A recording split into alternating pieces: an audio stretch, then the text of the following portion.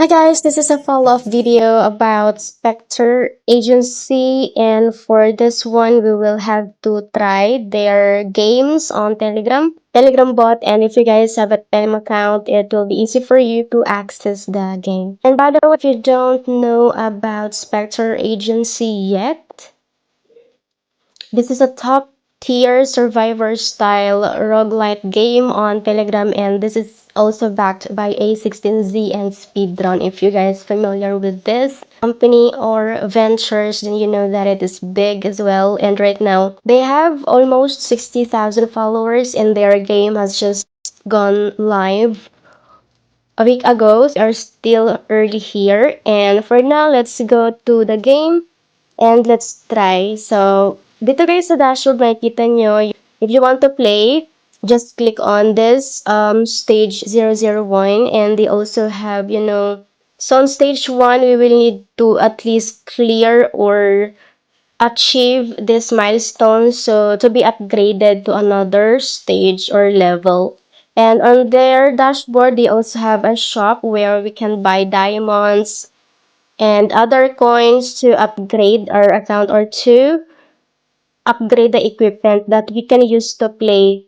And equipment, yep, these are the equipment. So right now, since we have just created an account, you don't see equipments in my account. But let's go and try. Click on this. And by the way, guys, as soon as you have sign up an account for Spectre Agency games on Telegram, you'll get 1,000 coins. Is 600 yan. 600 makita nyo guys yung points na may earn natin dito. That will be convertible to tokens later. So all we need for now is play and level up our account. So let's play stage 001. Click on play.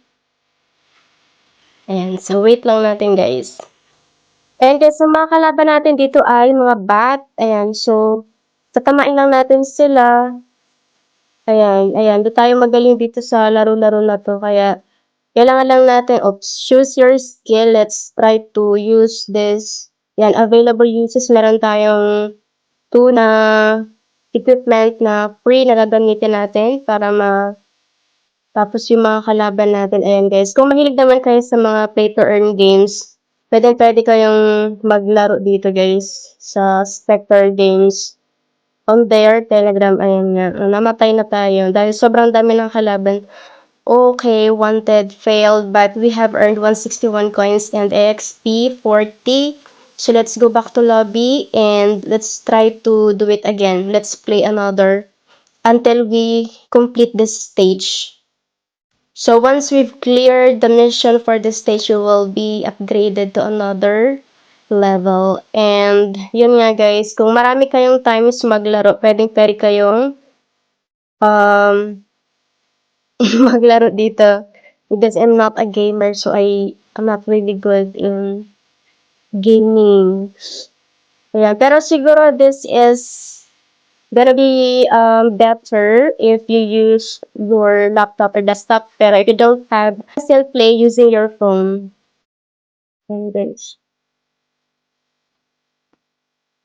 Ice speaker, ice hair. Ayun nga, ayun na malapit na tayong mamatay. Pero ayan, so kahit naman ma-failed kayo sa level na to, may earn pa rin kayo mga points or EXP attack. Ayan. Ayan guys. Sobrang dami naman kasi ng kalaban. Oops.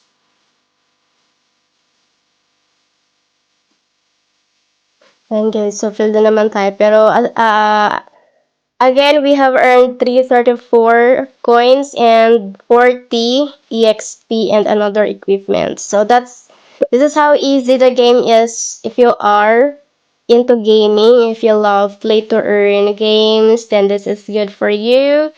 But they also have, website where we can do simple tasks and earn all that already because I've uploaded that in my previous video. But I will also include the the video link so you guys can see how to create an account on their website and do simple tasks and earn more points. So that's all for today. Don't forget to subscribe to this YouTube channel.